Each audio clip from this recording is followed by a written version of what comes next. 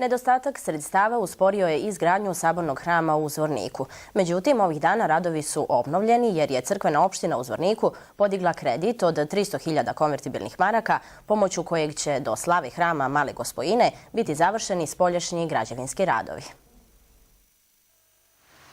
Saborni hram u Zvorniku gradi se od 2009. godine sredstvima opštinske uprave, crkvene opštine i vjernika koji prilažu novac za gradnju monumentalnog zdanja. 2009. godine smo bili na kvoti minus 5,5, bili ispod zemlje, 5,5 metara.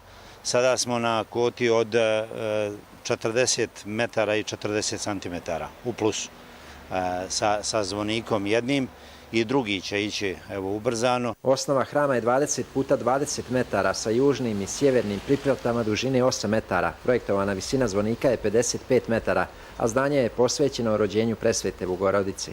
Ove godine planiramo da se stavi potkrov, dakle, i onda idu oni malo, čini mi se, skuplji, teži radovi, unutrašnji radovi. Ide svakako kripta dole, pa i veliki prostor unutar koji treba fresko slikati, ima tih finih radova, mozaika. Na kraju prošlogodišnje građevinske sezone gradnja je prekinuta zbog nedostatka sredstava. Kreditom od 300.000 maraka koji je podigla crkvena opština, radovi su nastavljeni. S tim kreditnim sredstvima nam je dovoljno da do Male Gospojine, do 21. septembra, do slave hrama praktično završimo sve radove, rekao bih visinske, da ih tako nazovemo, da nam skele više nisu potrebne.